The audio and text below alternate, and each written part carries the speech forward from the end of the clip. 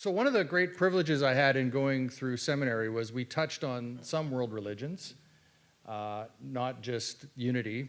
And one of the things that I got to do a paper on was some Buddhism practices. And I'm no expert on Buddhist teachings. However, I was inspired by them. And so I thought in this discussion of what you accept transforms, which, does anybody remember where that might come from, that talk title? So last week, Reverend Patricia, in her talk, mentioned 2 or 3 sentences that might be good talk titles.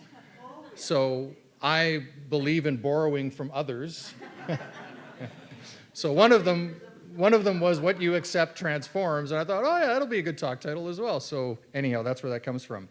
But Buddhism teaches that acceptance is a crucial step towards transformation, that what we accept and allow to be is what we can actually transform. And it's kind of similar to one of the teachings that Jesus had, which is, it's interesting the way it's framed.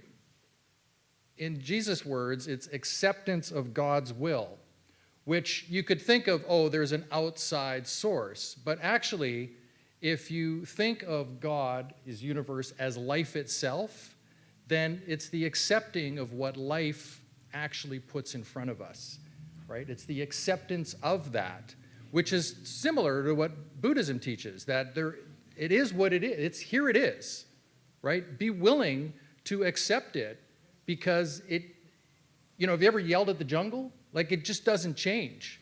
It's still the jungle out there. So the quicker that we can accept things and begin to bring them into our reality, into our presence, then we can actually, I like to use the word too, transcend it, right? Then we can actually take it in, make it part of us, and then elevate ourselves above that, but have it as a lesson that we've learned. Have it as something that we can go back to as like, I remember that, yeah, I've been here before. Has anybody ever been here before? That experience of, it feels like I've been here before. Yeah, so that's what's available to us. So let's talk a little bit about the Eightfold Path, because this is one of the Buddhist teachings that I found really wonderful to study when I was in seminary. So the Eightfold Path is a fundamental teaching. It consists of 8 interconnected practices that guide ethical conduct, mental discipline, and wisdom. And so the first one is right understanding. And this is to understand the nature of reality and the 4 noble truths. And so I will touch on the 4 noble truths after, so I won't leave you hanging on that. But again, it's the right understanding is understanding what is, right? And we have 12 powers. One of them is the power of understanding. And so we can, if we're willing to look, we can begin to understand what's right in front of us. Next would be right intention. Cultivating thoughts of renunciation, goodwill, and harmlessness. So setting ourselves up with an intention that actually feeds our better self, right? That's kind of what affirmative prayer looks like to me. Setting a right intention, affirming that which we are going to live into. Right speech, speaking truthfully, avoiding slander, harsh words, and idle gossip. So being really mindful of the words that we're speaking, not only out to others, but to ourselves, right? What are the thoughts that are racing through my mind all the time? Can I shift those? Can I take those in and then transform that feeling? Right action, acting ethically, avoiding harm to others, and living a life of integrity. So have you noticed that when you do good things tend to happen, right? It's taking right action, doing what feels right to us. And sometimes that's really hard, right? Because sometimes people want you to do something different. And so you might have that battle within you of trying to serve and please others versus doing what feels right to you and doing what is actually your truth.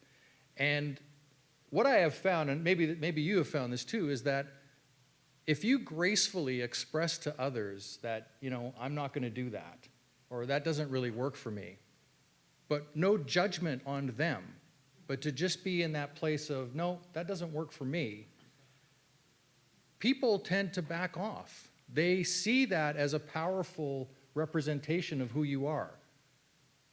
Sometimes it doesn't always work. There are those that really need you to be a certain way. However, most of the time I have found that by just standing in non-judgment, but accepting that, no, this is where I'm going to be, and I'm totally happy with you doing that, there's a peaceful path that can be walked. Right livelihood, engaging in work that does not harm others and is ethically positive. You know, and before I found Unity, I've shared this before, I sort of lived by the Star Wars philosophy of there is the dark force, right? And there is the force, or the dark side and the force. And I just thought, I'll just be on the side of the force. That's it. But my further philosophy was don't harm others. So as long as people aren't hurting others or themselves, what's it got to do with me? It's got nothing to do with me. I don't have to step in. If there's harm going on, then I might want to show up and do something about it. Right effort, diligently cultivating positive states of mind and eliminating negative ones. So as Patricia touched on, our meditation practice, our prayer practice, you know, reinforcing what we want to see in the world, what we want to show up as, reinforcing that within ourselves. For me, that's what my morning routine is for me, is setting myself in a state of mind that I can move forward. It's sort of like, I look at it this way, if I do those things in the morning, I win the first part of my day. It doesn't matter what happens after that, because I'm in a good place to deal with it. It's those days when I maybe don't have my best practice, that it seems to be like life is lifing me, you know, things are coming at me and I can't really deal with them. So that morning time to really set myself up to win the day is the best thing for me to do. Right mindfulness, developing awareness and attention to the present moment, including thoughts, emotions, and sensations. Again, this is going within, figuring out where am I within myself? How am I showing up in the world? All of this work seems to point to working on ourselves first. But it's so much fun to tell other people how they should be.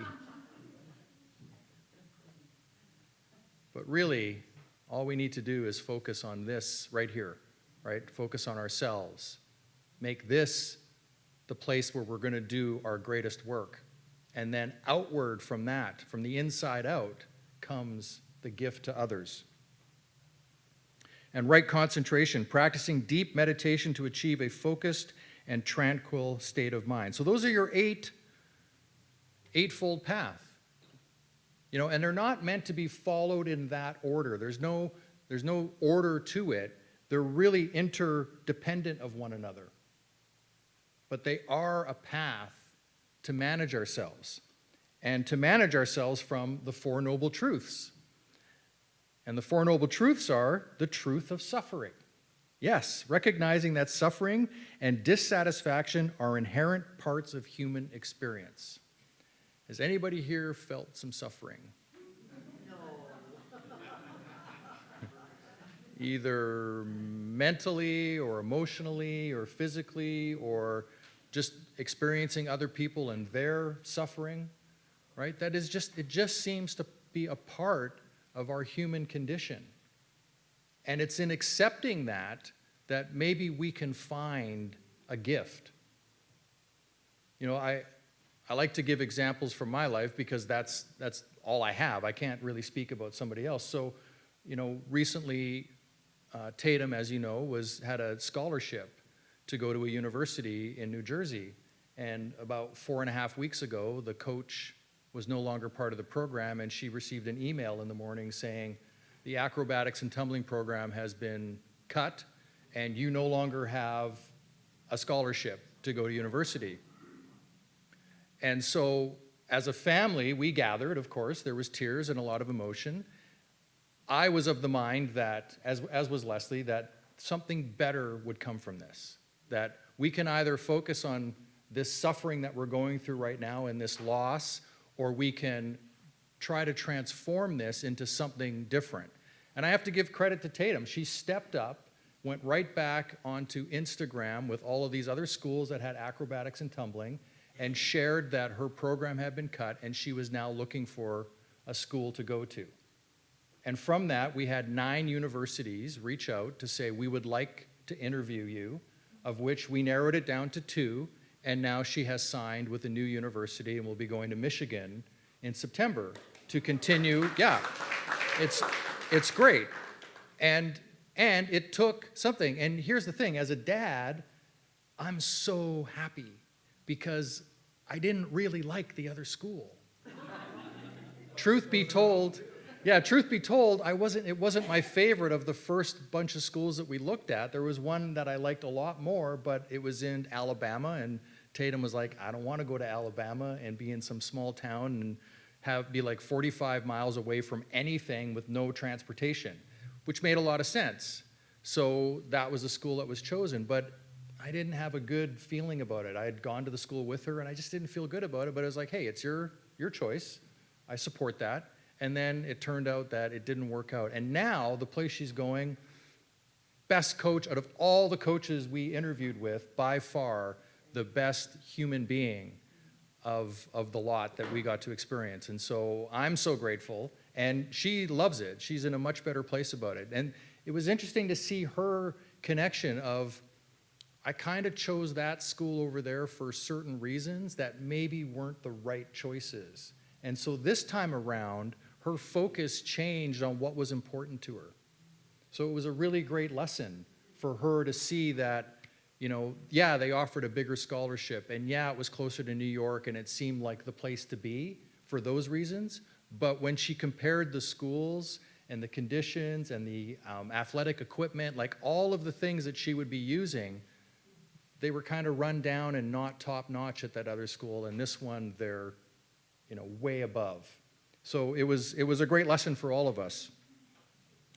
So recognizing that suffering and dissatisfaction are inherent parts of our existence as one of our 4 noble truths is a great beginning to see what we can pull from. Number 2 is the truth of the cause of suffering, identifying the root cause of suffering, which is craving or attachment. The craving leads to a cycle of desire, clinging, perpetuating suffering. So have you ever held on to something, an idea that maybe just kept not working out? I'm going to make it. Yeah. Sometimes we just need to let go. And as a congregation, as a community, haven't we seen that just in the fact that we are here? That we could get stuck in ideas, we could get stuck in but it's this, and all these stories that we could create around something to hang on to it, or we could clear those stories and see, well, what is there really for us to see? Or what is there really for me in this moment to see? The truth of the end of suffering, understanding that it is possible to end suffering by eliminating craving and attachment. The cessation of suffering is known as nirvana, a state of liberation and freedom from the cycle of rebirth. So letting go, again, the truth of the end of suffering, understanding it's possible to end it, that we can actually let something go and not have it continue to resurface in us. Right? Now, it doesn't mean it won't. Right? Is there things in your life that sometimes just seem to want to keep showing up, and you need to, refocus, maybe, have another conversation with yourself? I just had a coaching call not yesterday, but a week ago Saturday with Martha Creek about ministry and about my role in ministry, and a lot of tears were shed, and there was this reoccurrence within me that I'm not good enough to take this on. That's a story I have. It's a story I've had for a long time. It's not always present, but sometimes it shows up and it really wants to take control of the situation. And it would be very easy for me to give into it, to say, yeah, you're right, this isn't for me. I should do something far less appealing than this. I should do something that's a lot easier than taking this on, because there's a lot of questions that I don't have the answers to. So to kind of, skulk away and be, nope, somebody else can do this, I can take a lesser role, would be easy to do, but I also know that I would hate that. That's just not who I am. So in those moments, it's really incumbent upon us, in this case, in my example, me, to seek out somebody who can help steer me in the right direction, right? To see, where is this coming from? What is the source of this conversation? And we did that, and it was great to be able to look at it, and I've looked at it before, and I'll probably have to look at it again at some point. But each time it gets a little easier. Each time it gets a little quicker to turn it around and go, no, I got it, it's okay. I don't need to go down that road. And finally, the truth of the path to the end of suffering, following the Eightfold Path, which provides the practical step and practices necessary to overcome suffering and achieve enlightenment.